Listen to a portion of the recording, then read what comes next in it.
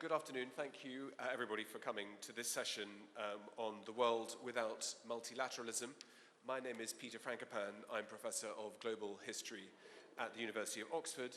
And joining me on this very distinguished panel are President Ahmed Sarkisyan of Armenia, Stanley Fischer, who has been Vice Chair of the US Federal Reserve and Governor of the Bank of Israel, Carlo Monticelli, the Vice Governor of the Council of Europe Development Bank, Dr. Vladimir Yakunin, Chair of the Supervisory Board of the Dialogue of Civilizations Research Institute, Mark Uzan, thanks to whom I'm here, who founded the Reinventing Bretton Woods organization, and at the end, Riaz Khokhar, former Foreign Minister of Pakistan. So a stellar group of individuals to talk about the world of today and of tomorrow.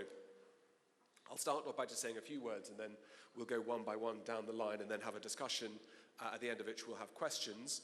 Apparently we don't have time pressure too much at the other end, so we'll try and finish at 6:20, although I understand President Sarkisyan has to leave at 6, so it's not because somebody said the wrong thing. If you leave before 6, then we'll know somebody said that. So leave at 6. So clearly we are all aware, whichever part of the world we come from, that this is a challenging time.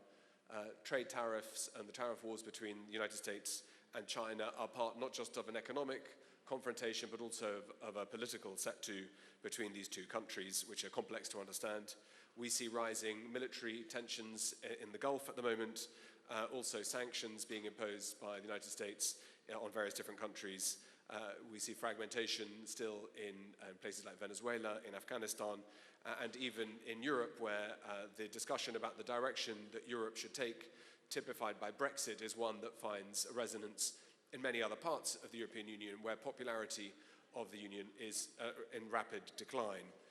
In the meantime, here in Asia, we see new networks of investments like the Belt and Road Initiative that has the obvious advantages of trying to draw people closer together, to invest in common infrastructure projects, but which is itself subject to some pushback globally and internationally, a few high-profile projects that have gone wrong, and to realize that these simple answers don't always have simple solutions.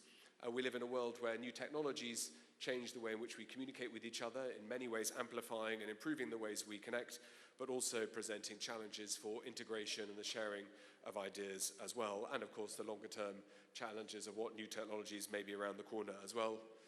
Climate change has a specific resonance here in Kazakhstan, particularly around water supply, but also over the land. But clearly this is a challenge that will affect the megacities and the continents and the populations of the world already, and particularly in the future.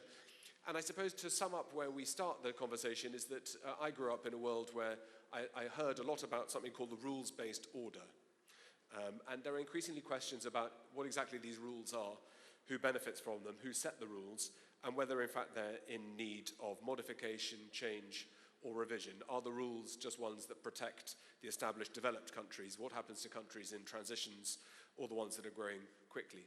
So if I ask each of the panelists to say a few opening comments, and then it'd be great to have a discussion between us all about where we are. Are we in a world without multilateralism? With your enormous diplomatic and presidential expertise, President Sarkisyan, would you like to come first? Well, I'll try. I think your introduction was quite dramatic, and let me not agree with that, because I think if you look at the wider scale of time, we will understand that this is happening regularly. The world is not standing. I think we can have illusions that, like in early 90s, that history has finished. Everything after the fall down of the Berlin Wall, that the history is finished, everything is done. I think we're going to have another 100 and 200 years of the same type of a prosperous life, or having a completely liberal world, which is that trade is liberal, everybody is connected or interconnected, so everything is fine.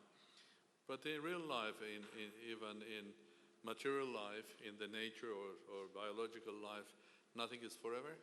I think you always have, if you have an action, you always have the counteraction. If you have growth, then you have to go down. So I consider this time as another temporary period of human behavior and human development. I think the whole question is how long, how severe, how dramatic, how painful. And of course, as usual, there is drama, but there is also opportunity for many. Especially, you mentioned yourself that this world, and this is not a sinusoid like the development. It's clearly we're going ahead with the fourth, fifth, sixth, seventh industrial revolution that is going to dramatically change many of our behaviors, both how we run politics, how we run democracy, how we run our economy. And those who were not benefiting from the world before, maybe they will start benefiting tomorrow because the world is changing. So those who have a clear vision, who know what they are doing, and those who are basically going in harmony with the time, I think they will benefit. So overall, for me, it's not a drama. Overall, for me, it's an opportunity, and it's a wonderful world to live. Difficult, challenging, but interesting. You said this morning, you used a phrase in your speech, revolutionary evolution. And evolution, if I remember my science lessons, is a slow process. Revolution, if I remember my history lessons, is an unstable and uncertain one. Could you just say a few words what you meant by revolutionary evolution? It's pretty simple. I think I tried to say it. I think our development of the mankind the last several hundred years have gone through revolutions, industrial revolutions. And when we are speaking about in fourth industrial revolution, it's about industrial revolution. But the thing I do believe, because during the last 100 years, we have accumulated so much knowledge in natural sciences, in physics, mathematics, and we're just harnessing that today. And because we have so much that we have learned about nature, that harnessing will become huge. I mean, the life will start changing every day. So it will not be like phase by phase. Second industrial revolution, and then we grow, and then third industrial revolution, we again grow, and then slowly. Revolution, evolution, phase transition. This is going to be, I think, a temporary phase transition. Look how much our life has changed in the last 20 years, completely.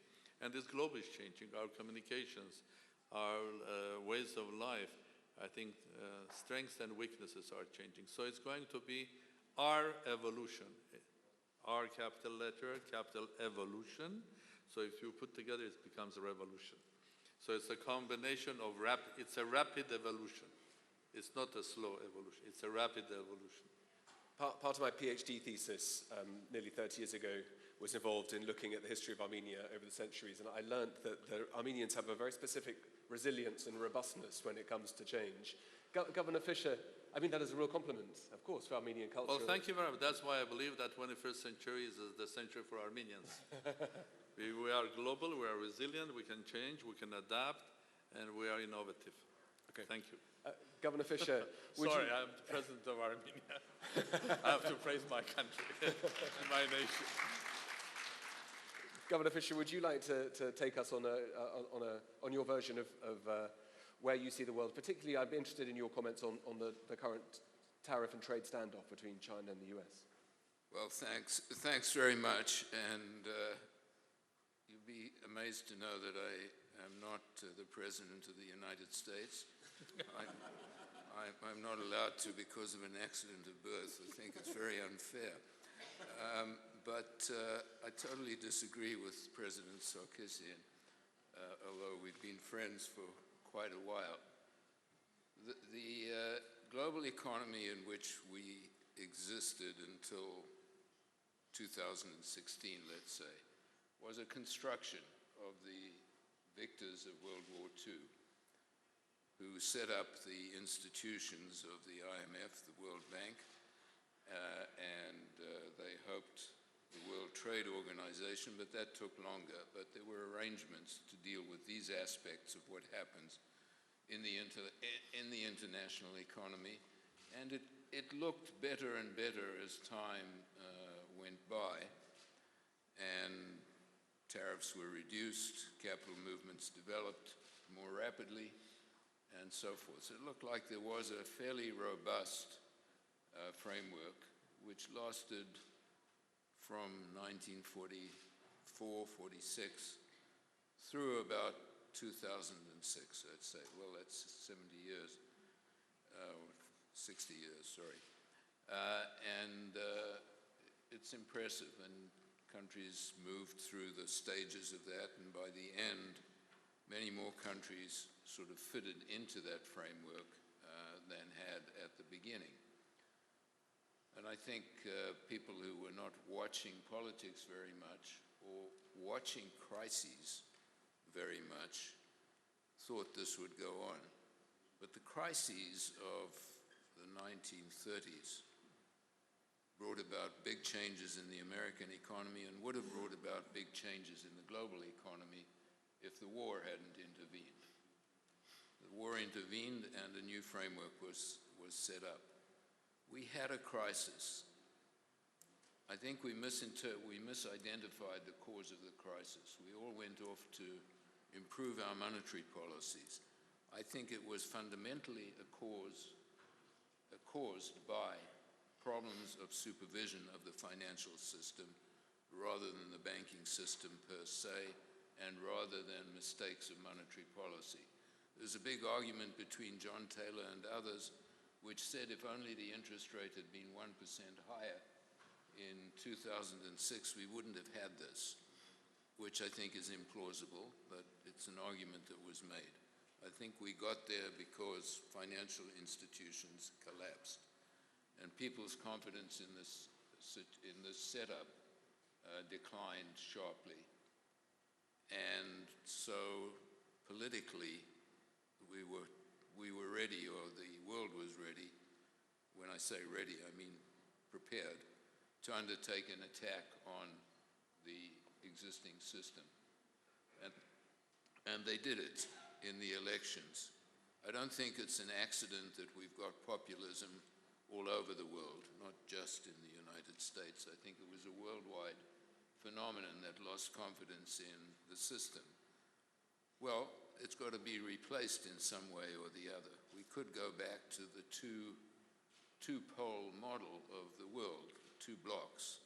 Could be 3 blocks, a Chinese, a Russian, and the rest, or an American one. But what exactly the rules will be is not something that we know today. So I think we have a more uncertain future for several years. Things will be worked out. But this one is enormously complicated by the fact that the United States, which was the hegemon in the previous system, is not interested in the system at the moment.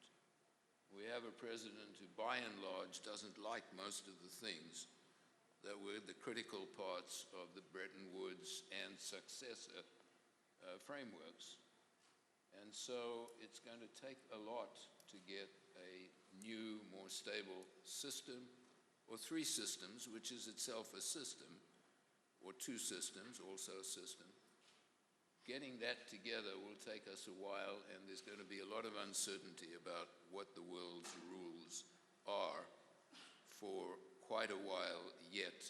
And I find that quite disturbing and something quite urgent that we get on with trying to fix, except nobody is particularly interested in fixing it at the moment, as I see it. So I should stop there because we need to have some time to fix the system before the end of this session. But where is that we disagree together? Where is that we disagree? Because in principle, I agree with whatever you are saying. Oh dear, I was trying. The only difference is that I see an opportunity in what the whole thing that you described. I tried to describe it in 2 words, but I see also an opportunity, maybe an opportunity for a small nation that will be focusing on surviving the time of uncertainty and is ready for that. Yeah, you're talking Otherwise, I agree with you. Talking about Armenia, Kazakhstan, or Switzerland? Well, I'm talking about Armenia and Israel. Okay, fine. So we'll go on to Carlo Monticelli, who has a book being published tomorrow, being launched tomorrow, called Unsettled Order. So perfect to tell us why it's unsettled. Well, the discussions typically conflate multilateralism with multilateralism under the Pax Americana. And this is the point that Stan has just made, that with the crisis, there was a change in regime, which was due not only to the financial crisis, but also to the huge rebalancing in the economic power in the blocks around the world. Now, this dissolution of the beginning of the dissolution of Pax Americana is moving towards a different system, and we are in the transition phase. And certainly one of the motivation that I would see in this attitude of President Trump to be against multilateralism is really to express his deep discontent for the fact that in the new system, the US will clearly no longer have the role of hegemon that it has had since the end of the Second World War. And this will be both from an economic point of view and also from a political and possibly even military point of view. Now, where next?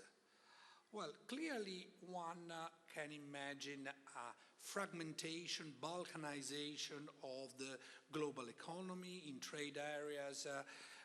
This is one possibility, but I think that we should not take this for granted or as the only scenario, because the other possibility is to have a new type of multilateralism that is based on multipolarity.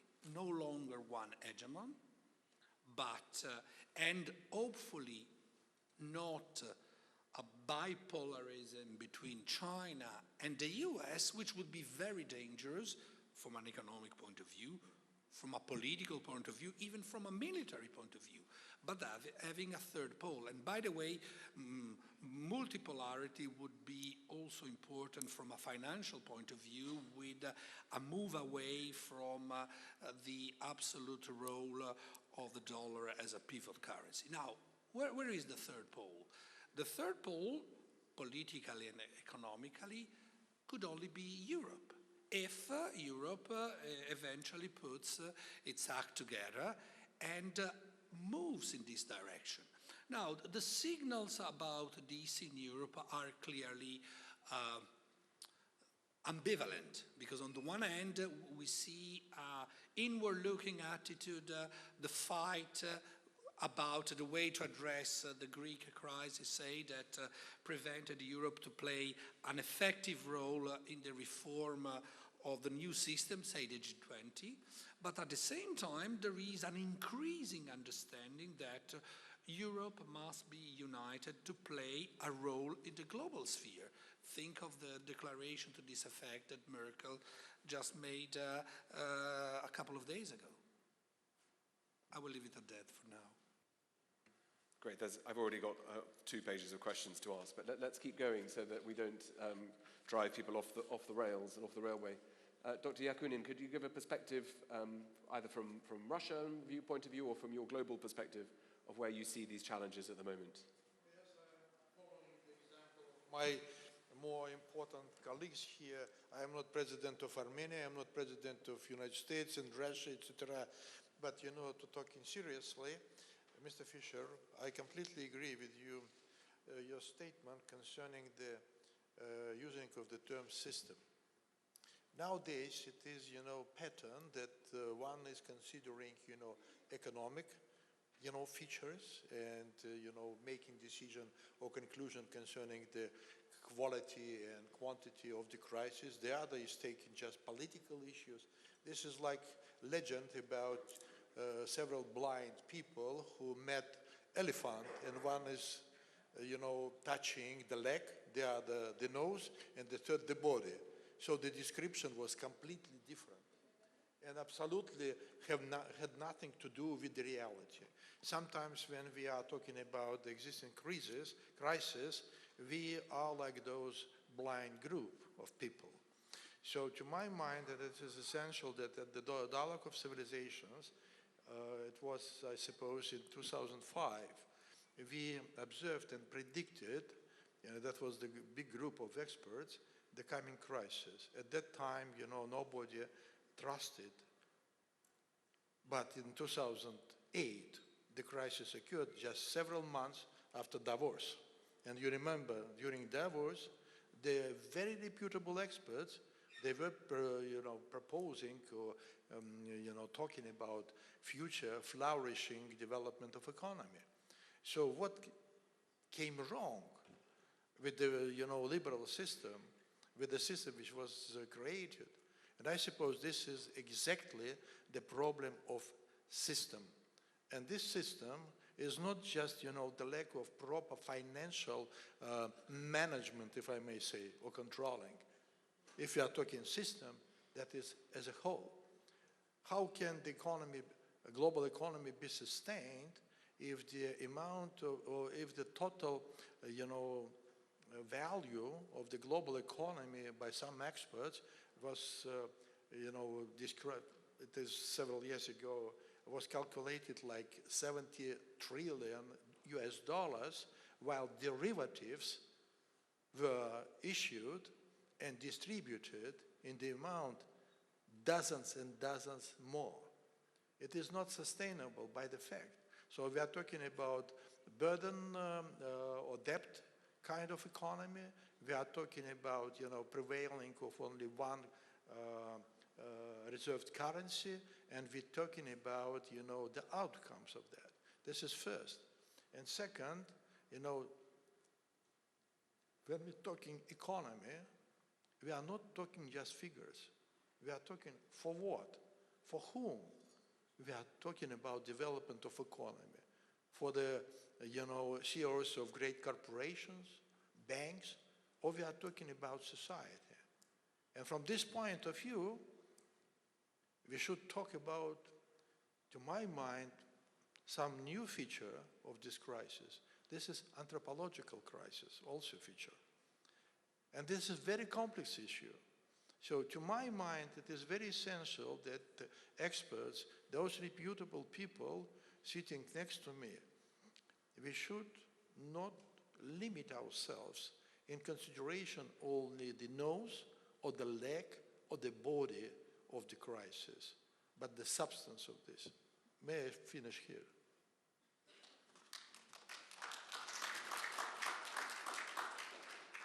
Thank you. And then, Mark, you are the prophet before your time, because you have been trying to reinvent Bretton Woods for years, so you are ahead of us. So tell us, if you can, what we should do, but better still, tell us where we are first. Thank you, Peter. Well, first, when we started to put this program together a couple of months ago, we were hesitating about the title of this session. And if you look carefully, we put a world without multilateralism ? And maybe in retrospect, I will have maybe defined this session about a weakening of multilateralism. I think what we are facing today didn't start with the Trump administration. If you look back, it was very difficult to have an agreement on trade. We were discussing before the Doha round. It was very difficult on climate change issues. And it was very difficult, if you recall, how difficult it was to have an agreement with the US related to the shift in quota at the IMF. So the weakening of multilateralism didn't start with the current Trump administration.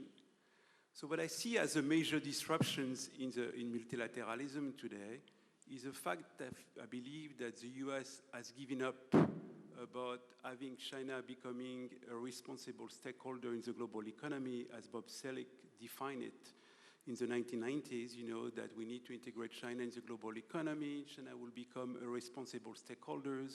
And the US view was, by doing that, China will converge with free market economy and the liberal order. That didn't occur. And what I think we are facing today is a feeling that the US see China now as a rising hegemonic power.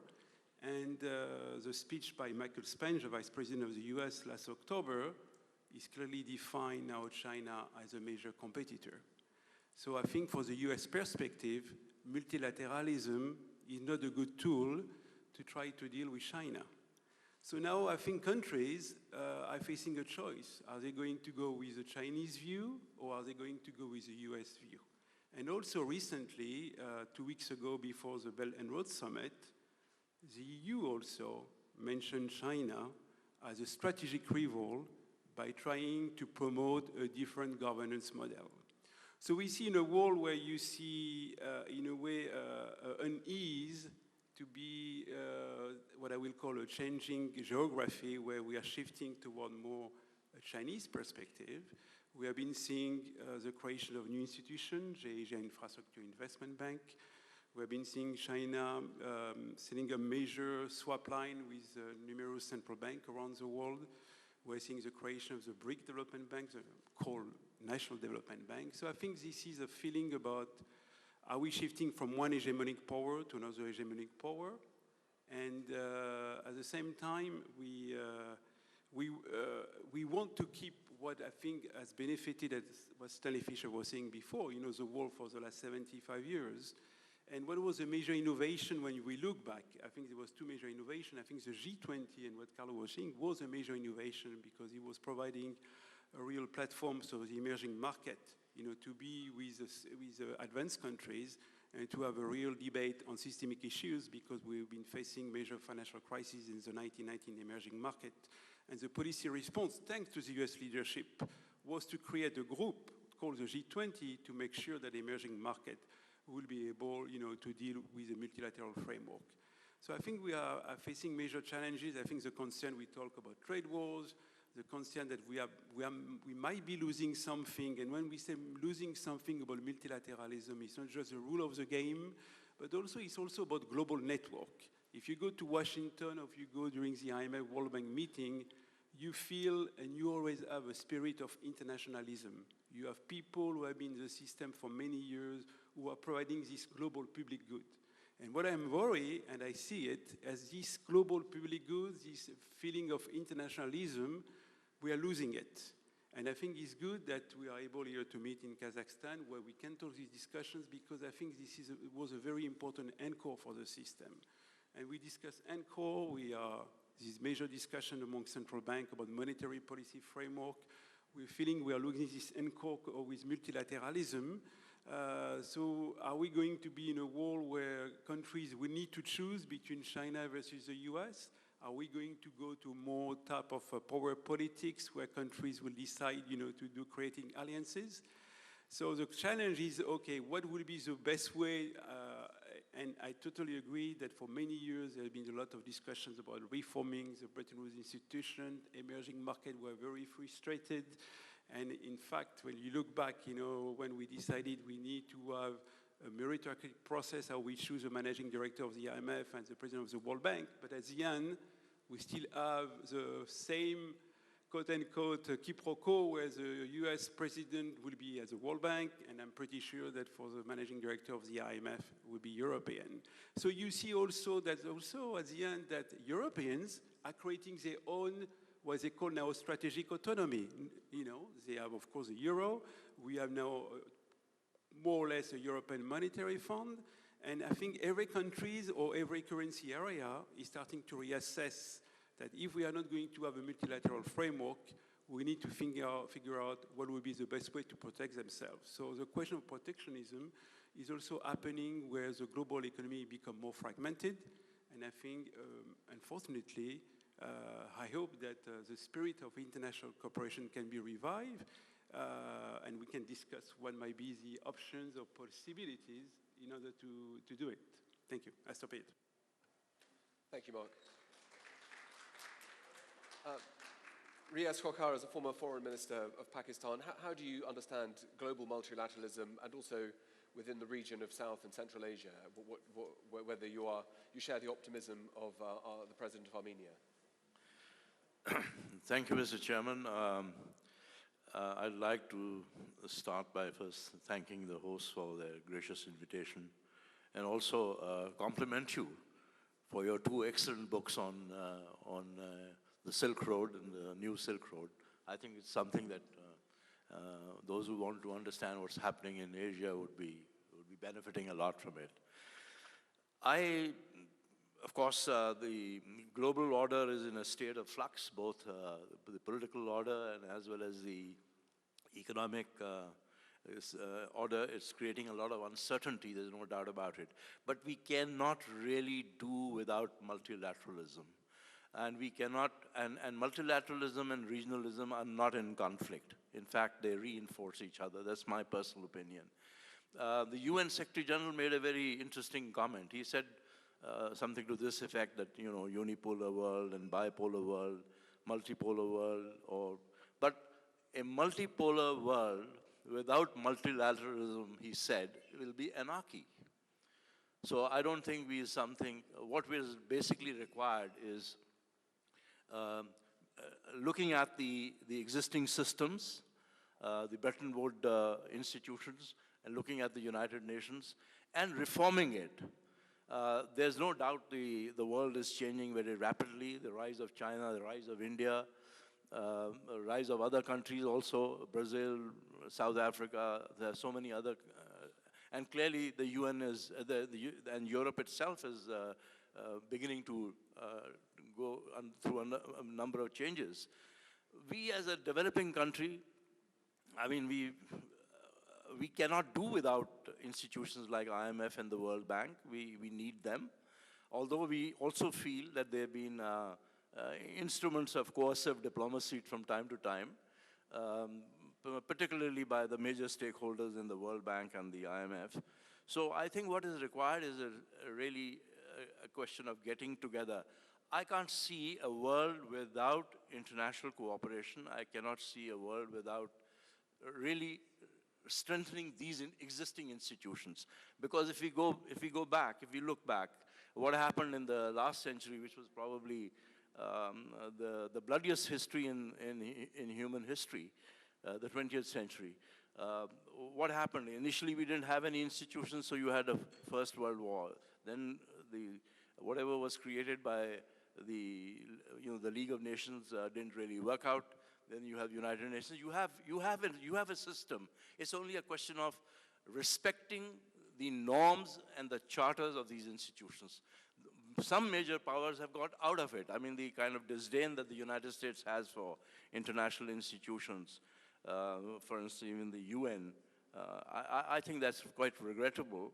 But what is needed is that all of us have to put our heads together. Look, the issues that are facing the globe today are those that cannot be dealt by regional groupings or regional setups. So I personally think that issues like climate change and economic order, there are so many other critical issues that the world is facing that cannot be dealt with. Now, regarding regional institutions cannot really address issues of peace and security. They can deal with economic issues to some extent. But if they are reinforced by the international multilateral system that exists, which needs reform, I think things can change for the better.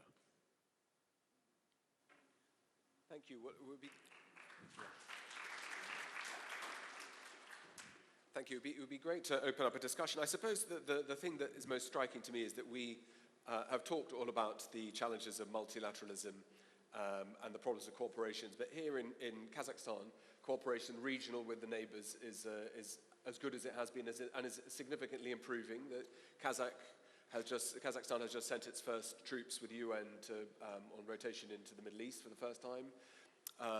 It's the first time it staged joint military operations with India, for example, and then the Silk Visa that allows access for visitors to the whole region is part of a way of showing that there's a great willingness to cooperate and to respect each other's histories and so on, etc., but also to realize that everybody has to win together. That's a fundamental part of the story of this region. So is it that some parts of the world are working in different speeds and different directions?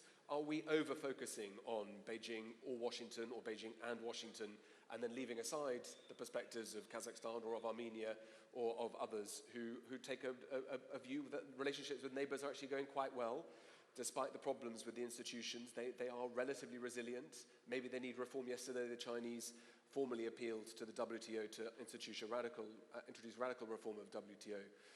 policy and organization. Are we getting carried away by the big headlines and experienced politicians who have seen and know the sound of the voices sometimes can be over-dominant? Is the reality that in fact all of these things are things that will work their way through the system time by time? Would you like to have a go? Yes, please. I'll try. I think first of all about my optimism.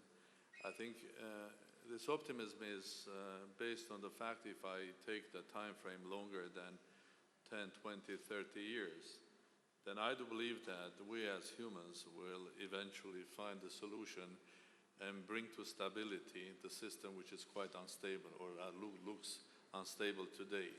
So that's the optimism that is the optimism that I do have. I do believe that eventually this is a temporary thing. Well, at the end of the day, if somebody connects this to the policies of the President of the United States, well, he is president for another year and maybe another term, and that's it. And there'll be another president, maybe with different policies. Secondly, if my very good friend was saying about the systems, yeah, well, if the system was good, why did it fail? Why didn't it stabilize itself? Why didn't it find a solution of its own? And so it does mean that stability was not a real stability. So with the new times, we have to find new models of stability. Third, there are different countries with different speed and different development. And of course, if you take also different sectors, we're speaking about tariffs and bans on sale of cars, fine. But if you take the same United States, and it's a completely open market for ideas, for innovation, for startups, for new technology, and so on and so on. So the whole world is at the end of the day dealing with them, and then the United States is the biggest venture capital place in the world today, and then it comes China. So everybody is starting from Kazakhstan. I'm sure a lot of young people who are in that technology, they are having no problem in working with the United States, so there are no barriers and tariffs. Car production, fine, but if I take the time frame of 30 years' time, where are they going to produce cars? In China, in Vietnam, in India? No. They are going to produce the car, the way I see it, with my humble opinion, here in Nur-Sultan, in a shopping mall. Because the future car is an electric car. It will have 300 parts, not 3,000 or 6,000. You will have two robots. You will come and just order a car with a color and this or that, and that your car will be produced. So where would be the value in the know-how, in the software, in the technology, rather than transporting the car from China, let's say, or Japan to United States and the other way around? From that point of view, I'm optimistic, because if I looked at the development, if I look at the technological change, the world is going to be definitely different. And somehow I do believe that we as humans will find a solution to the current problems that we're facing. And in any case, internationalism and globalization or global integration is so deep and so wide. I mean, we're all connected by internet. There's no way that even temporarily somebody can close here and there. Right? And we are different already. So my optimism is based, as you said, that different nations are developing with different speed, but also different sectors. And if you are focusing on the next generation of technology, which is the R evolution, probably there'll be less barriers for you. So if you focus on artificial intelligence, big data management, biotechnology, and base your economy on this sort of sectors, then probably for you it will be easier to survive or navigate in the definitely uncertain world for the next 10 or 20 years. I don't know if anybody else would like to come in on that, but I suppose that the question that leads to is why does the US feel the hegemon? Is it right that we take as a gospel fact that the US is losing position? Is that actually correct analysis? And if either way, is the US right to be rattled about the changing world? Well,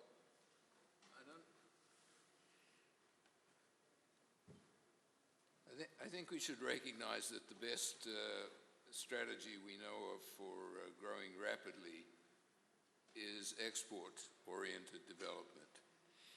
And if you ask about China, if you ask about Korea, if you ask for a variety of countries represented in this conference, you'll ask yourself, how important is it that markets were open, very open, to these countries? I think it was very significant.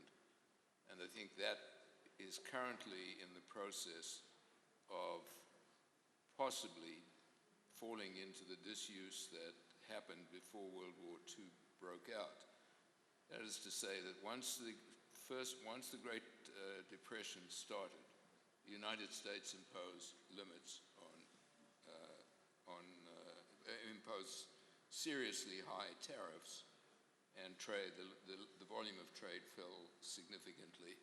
And that closes off an important route to rapid growth. So this is not a trivial change that may be beginning now. And you can say, well, of course, we'll end up cooperating. Will we end up cooperating between a China-centered bloc and a US-centered bloc, or China and the rest of Asia bloc versus a United States and European bloc?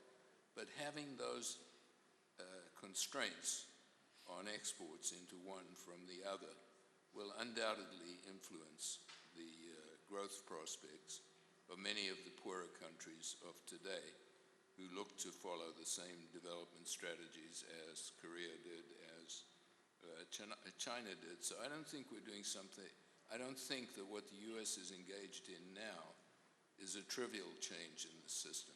I think it's a fundamental change in the system, and I think we should be more worried about it than to say, well, 30 years from now, the system will be back in some new equilibrium. We don't know what the new equilibrium will be, but it could be a much worse one. And we have to find ways of steering our way away from the bad solutions. And at least at this moment, I don't see any great will to do that. And if this is a crisis on the lines you're suggesting, has it been? Is it problems that have been brought upon the Americans themselves by the choices of specific administration and individuals, or is there a systemic issue underneath it as well? Well, I think the choice of the American government was affected by the system that was in place before that. So I think it was brought upon the United States by its not liking the consequences of what it had supported in the past as they saw it develop. And so far, they want to change that. And I don't know what, some people take the fact that Trump's backing is somewhere in the 40% range as, well, look how weak he is. The other way of thinking at it is whatever he does, it's been about the 40-45% range. And that's not a bad position from which to start an election. And he's going to do more of the same to get it up a bit. So I think the United States brought something on itself and is now working through the consequences of having done that. There was some discussion about multipolarity and the role of the EU, and President Macron famously 2 months ago saying the age of naivety in Europe is over in discussions with China. How do we understand the role that Europe will play if it's to emerge as a third or a fourth bloc alongside China and the US? Are there dangers in itself? Carlo, would you like to say a few words about what choices Europe has ahead of it? Before answering your question, I just would like to make a comment on stance analysis of the US, which I fundamentally share, but I would add another important element, that is the one of inequality that grew a lot as a result of the type of economic development, and politically Trump was able to sell it as a result of too much commercial aggressiveness on the part of China. So this might explain the success of his proposition too. Now, I believe that one of the fundamental forces that prevented Europe to be cohesive was the notion that very many countries still had that they could play a global role on their own, which is something that is just non-viable in terms of sheer weight of even the largest of the European economies, Germany, as a ratio of total GDP. So the first move to unlock the European situation is to debunk this misconception that still is widespread, and it is, as I believe, one of really fundamental factors of the fragmentation, and indeed of Brexit. I mean, if you look at the ideology prevailing, let's get free, let's be able to go back and have still a role on our own. That's the kind of narrative underlying Brexit that is just a non-starter. This is one step. Another step that could be taken is, for example, to have a more effective joint representation in international financial institutions. So there is the story of the single seat in the IMF.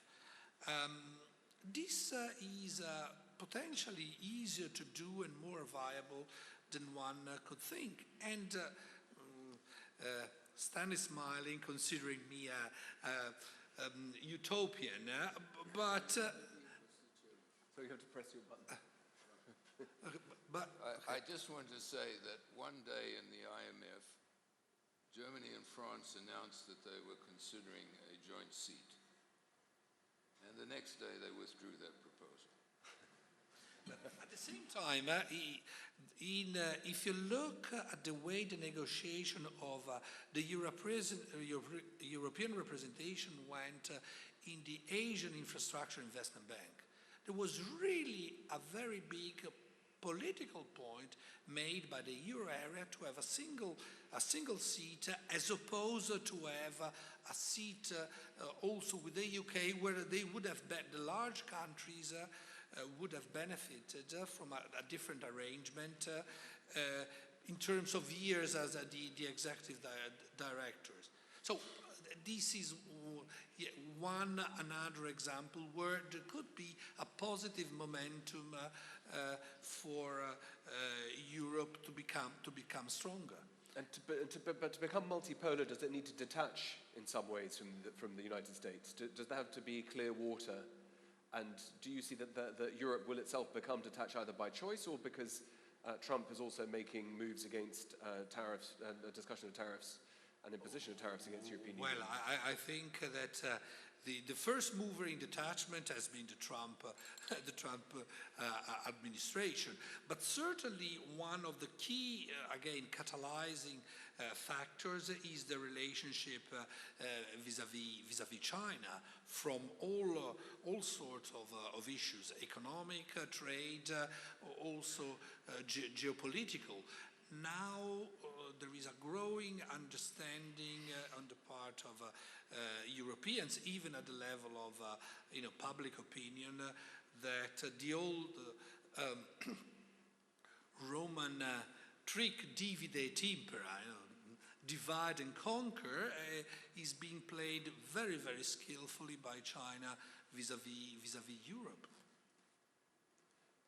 Any comments further down? Otherwise, I'd be interested to hear both from a Russian perspective about multipolarity and the view of China, but also from the South Asia perspective too.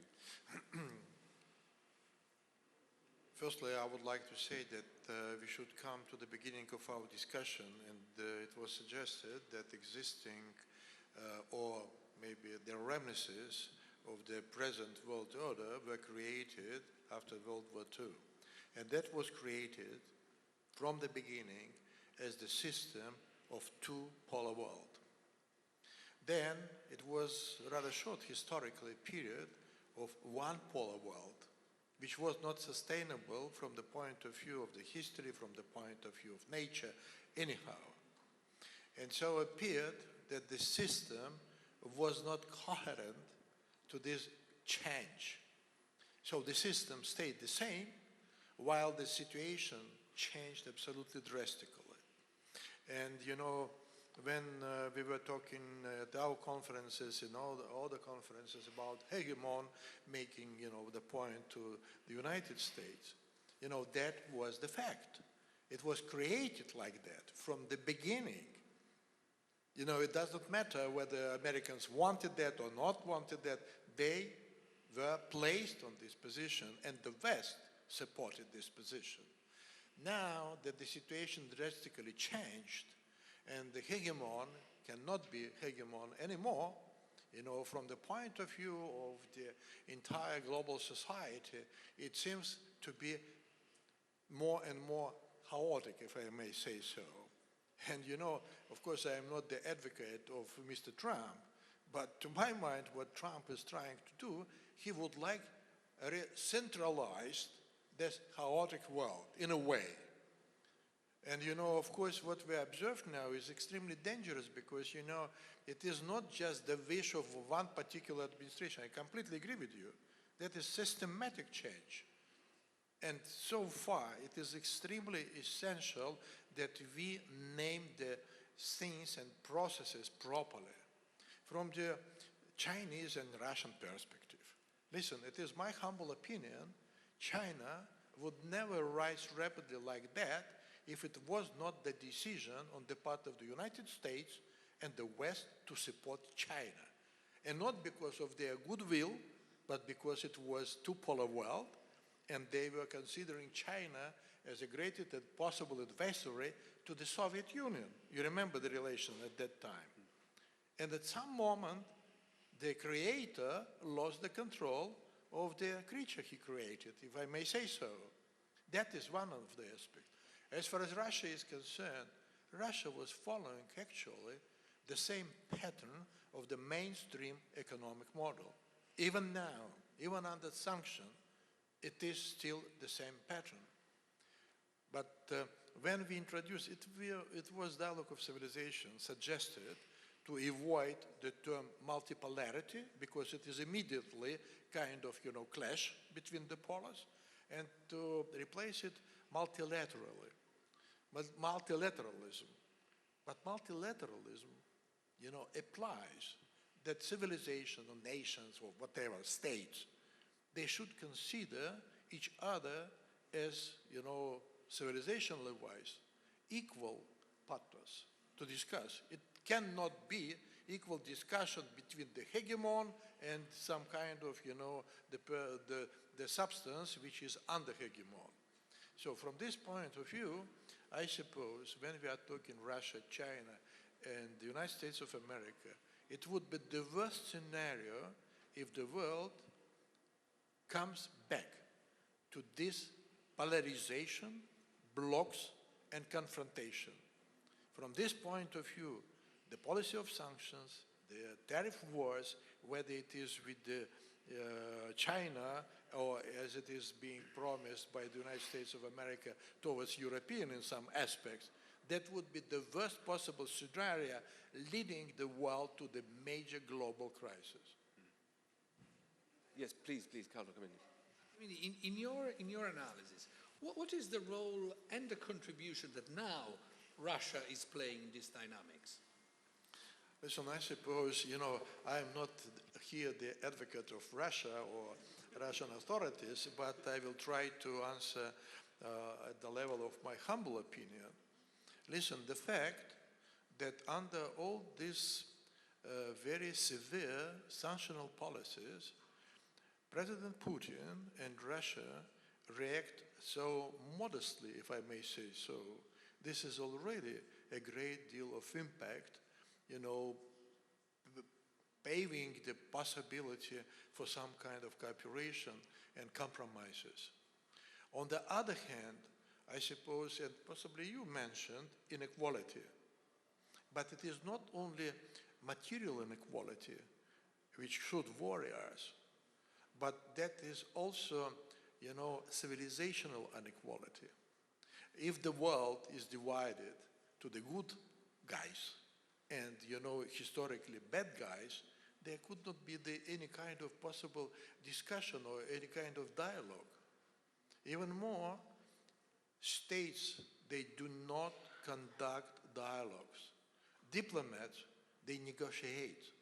The dialogue can be done only by the civil societies, the, you know, structures of the civil societies. And therefore, you know, I suppose one of the trap we can have, that is partocracy. When, you know, the party organizations, they are coming to be self-sustainable business to obtain money from the state and forgetting about the actual discussion, political discussion, which is needed. Yes, Mark, please. Yeah, Peter, maybe I was reflecting about, you know, we were discussing, you know, are we seeing a withdrawal of the United States, you know, in global, I will concentrate maybe more in global finance. But I think what we are missing is because we have been relying a lot on US leadership. We have been relying on US leadership during the Asian financial crisis, during the Mexican crisis, during the creation of G20. And for European, you know, we always rely on the US because we knew US will provide that. And suddenly, we cannot rely on the US anymore. So I think there is this strong feeling about we cannot, you know, as before there was predictability. With the US, you go to G7, despite disagreement, we knew exactly you were talking among G7 countries, Europeans, what we call the transatlantic alliance. And I think today, I think this was European, maybe there is some nostalgia that we cannot have the US here again as a table anchor in the international financial system. You ask, well, what's happening? So is there also part of the world where there is movement? And I think, Peter, you saw it in Beijing 2 weeks ago. Yes, I think China with the Belt and Road Initiative is, you know, putting his mark toward a different global governance system. They got all the criticism that was made by the European, by the American, creating debt trap to developing countries, saying they're trying to create a type of a new alternative. And I think the speech of President Xi Jinping, you know, was clearly a type of reset about the Belt and Road Initiative. We are listening about the criticism. We're going, quote unquote, I think the way I analyze it, to multilateralize the BRI. We will rely on the central bank, PBOC, on the IMF to make sure that we're going to put debt sustainability. So I think there is, here a fundamental change, and you see major countries are involved. I mean, Africa, the Europeans came up with a connective strategy, and you can clearly see a lot of convergence between Europe and China if there is a good quid pro quo related to the BRI with the role of transparency, procurement, and debt sustainability. And I think because we are in Central Asia and we are in Kazakhstan, I think this BRI has a major impact for the countries. And yesterday also the European launched also the Central Asia strategy. The other aspect was, I think you asked what Europeans can do. I think you have this feeling in Europe we are torn between China in one way, US. And I pick up recently that for the first time, you know, there have been a lot of discussion when the euro was created, that the euro will become also the factor reserve currency. The euro is still an important currency, it's 20% of global reserve, but the central bank never promoted the euro as a reserve currency. But what I think is changing, you have a new political dimension to currencies. You know, people criticize the US by, quote unquote, weaponize the dollar by asking countries, you know, vis-a-vis of Iran, if you use the dollar, you will get sanctions. But I think the Europeans are reacting to that by starting to think about maybe more the political role of the euro. So I think we might, I see the Europeans are not just now on the sidelines, they are trying also to rethink what should be their role in a major changing landscape, not only on the political side, foreign side, but also on the economic side. So, yeah, Vladimir. Very brief remark. Yeah. I completely disagree that Europe is squeezed, so to say, between China and the United States of America. Western Europe is part of the big West, as we call it in political sciences. And there is no any kind of attempt or, a wish to try to change it and to make some kind of decision. It is not correct to my mind. As far as, Belt and Road Initiative, I also think that it would be a big mistake on the part of politicians to consider this project of China as geopolitical project. To my mind, we should look at this a little bit different, because world is trying to find what can be the next model or models of the global development. And Belt and Road Initiative presents possibly one of the feature of global cooperation, because by the historical precedent, Chinese, unlike Austria Empire or Russian Empire, or may I say United States, if it is not empire but with some imperialistic, desires, they never had this chance in their blood.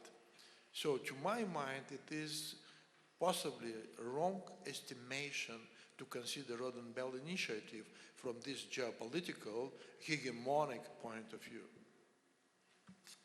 Ria, did you have a comment? Because then I know President Sarkisian has to go. So maybe you'd like to say something before we open up to questions. Sorry? No, go ahead, please. Yeah. Please. Well, I have a feeling that there is an sort of a exaggerated psychosis in the United States about, the geopolitical development. The United States is still the richest country in the world, militarily, technologically, in every sense. They are way ahead of China, and I think it's not a question of choosing between one or the other. I think what is required is a serious dialogue among the major countries, China, United States, Russia, European Union as a group, and India, and there are other countries as well that can contribute to a better understanding.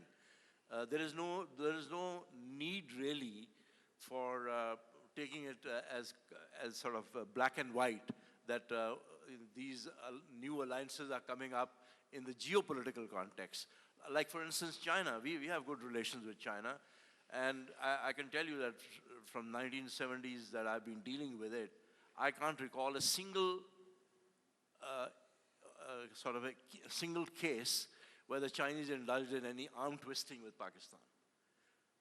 Like, for instance, this BRI, we welcomed it. CPAC, which is the corridor that Pakistan and China are involved with, they didn't impose it on us. We actually asked for it. Pakistan asked for it. And we welcome any number of countries who want to join. And we actually believe that this project would be a success only when it's north-south, east-west. And we certainly hope that at some stage or the other, when things improve between India and Pakistan, countries like India, Iran, they can all become part and parcel of this thing, because the opportunities that this corridor can open for the region and for the major countries would be immense. I think while economic factors are very critical, but the economic factors are deeply influenced by geopolitical developments. I mean, there is great talk about the great game in Eurasia. And now let's take the situation. What if tomorrow or in the coming days there's some kind of a clash between Iran and the United States? It'll be like throwing a bomb on the economic situation of the world. So all these things are really contributing to uncertainty. And uncertainty is probably the worst thing that one can think of in terms of either the financial markets or possible economic growth, how this will affect the economic growth of the countries. So I think the US clearly has a major responsibility in reordering and making it more balanced, this new world order that we are talking about, by giving greater respect to the international institutions. But international institutions themselves have to reform. But who will reform them? We have to reform them because we are all members of it. Thank you. Okay. Do you have time for a final few comments? Yeah, I'll try. Excellency, thank you. Well, thank you very much. First, I would like to apologize that I have to leave early. And to be honest, I share a lot of concern when we are doing a sort of a big-scale analysis of relations between the big powers or the polars of power, states, national interests, and so on, and where we are heading from one polar to the two or three. I share all of that concern. But if we are going to start building a new system, I mean the people. It's not only the president of China or United States, because this world is changing as well. People's voices are becoming more and more heard. As an example is the election of President Macron in France. He came sort of from nowhere in 3-4 months. He was elected as a president because he had this dialogue with the people. People started knowing him in 3-4 months, and he was elected because this is a new world. So whatever we are going to build for tomorrow, and that tomorrow is going to come in 15, 20 years' time, let's not forget that everything will change, starting how we interpret democracy, how we exercise power, how we are going to exercise elections. Elections probably will be daily thing because people will just, in an interactive way through maybe something else than Twitter, because there'll be new platforms will exercise whatever they think. Like a referendum every day. That's referendum good every day. And we should not forget that this is a world that we want to design, avoid the catastrophe, but design a world for those children who are born today, and for the children whose first gadget is a phone or an iPad, where they learn to use it when they are 1.5 years old by pushing and getting whatever they want. And whenever they are 3 years old, they are presented a book. The first thing they do this. So it's a generation for whom a book is a broken iPad, because they cannot get in a book. So they are going to live in a completely different world. So we hope that the world we want to design, the systems that we're going to, is going to survive not only the sort of a competition between big nations and states, but also it will survive the big challenge of the changing world. Well, that's it. Thank you very much. Thank you I very again much. apologize. Thank you.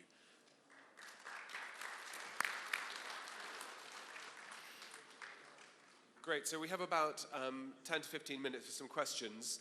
I would like to remind you the opportunity to ask questions rather than make observations or comments. If you could identify yourself by name and affiliation, that would be very helpful. If there's a specific member of the panel you'd like to ask, please let us know. I suppose there will be some microphones, but if there aren't, please shout out a question that you have. There are microphones, great. If there are any questions, that would be wonderful.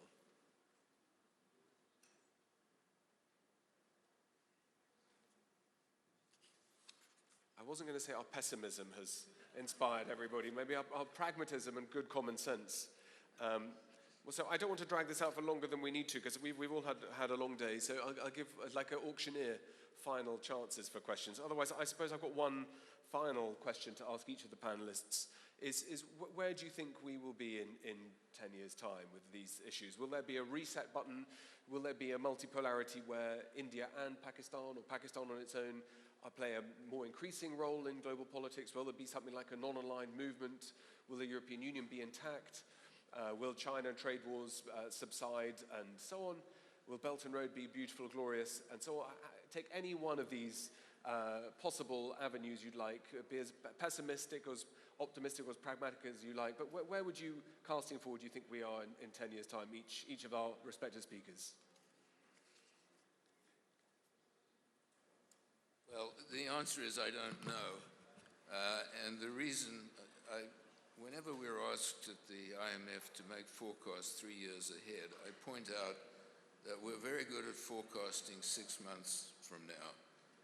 we're slightly better than random 1 year from now. After that, forget about it. We don't know.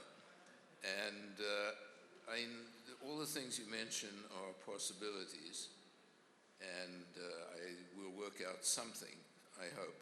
But I hope it's something that preserves what I think this era brought forth, which is, just don't forget that thanks to China and thanks to India, in the last 20 years, there's been more growth for more people than ever before in history.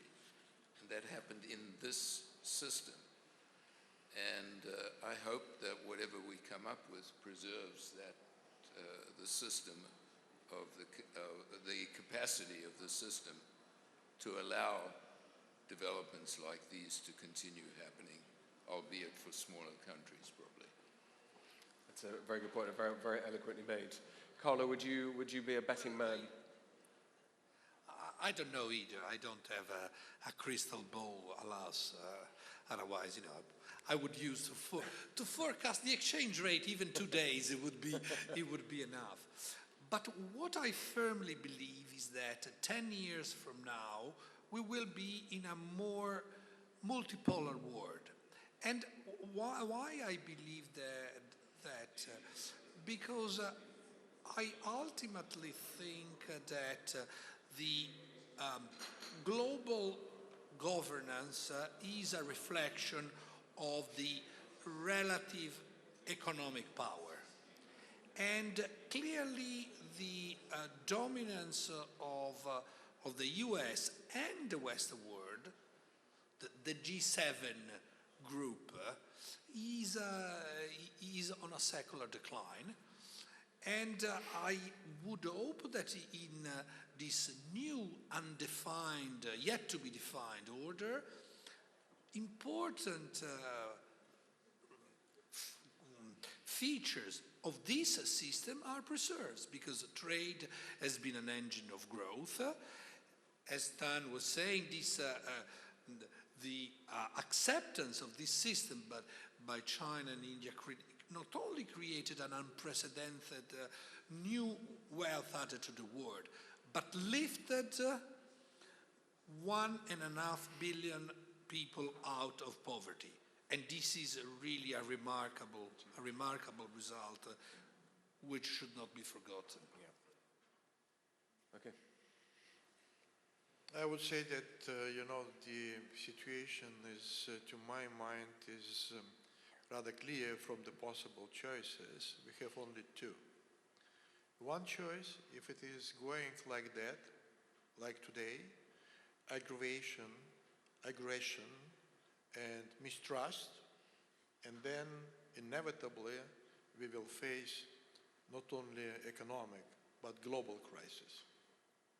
The other option is to rely on the wisdom of political systems and societies in terms to understand that when we are talking about multilateralism, that means that we are coming from the existing model of dominance in all spheres.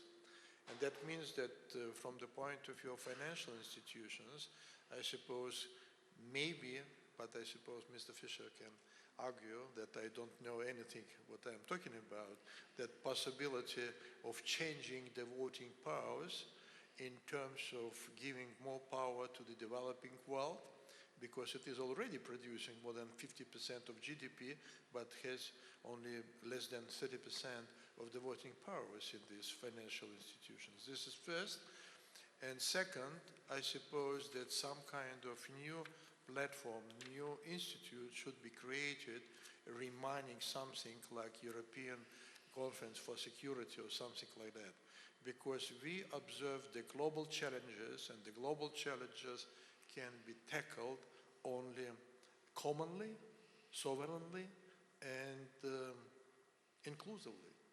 It is not possible to predict that just some small part of the world will continue like it is and to be prosperous, while the most part of the world will be put into the house of this global clash or global crisis. So, okay. Thank you. Mark? Briefly, I think I agree where we're moving toward more multipolarity, toward a more multipolar world. The question is, are we going to have a new set of institutions that would reflect that multipolarity? Or are we going to have something more creative, you know, maybe a type of global network that will be driven by internet? So I'm thinking more about when you have a major change like that, that you need to be reflected by a new set of institutions that have not been created so far, but I believe that we might be present at a new creation. Thank you. Well, you know, specifically, you mentioned India and Pakistan. Frankly, we're in a difficult situation at the moment. But I'm sure that once, and I hope at least, that once India is through with its elections, perhaps whoever wins, as far as Pakistan is concerned, we are willing to engage and seriously engage in a dialogue, a constructive one, so that, you know, we can find a way forward to our own problems in the region. For instance, somehow the regional organizations haven't really functioned well. I mean, you know, if you take ASEAN we took ASEAN as a model, and we took European Union as a model for South Asia. But ASEAN really developed only after Indonesia gave up its policy of confrontation against Malaysia. That became the trigger for the development of ASEAN. India, Pakistan have no choice, really no choice, but to talk to each other. I mean, I'm being very frank because that's important. The recent problem that India and Pakistan encountered, you know, we are both nuclear powers.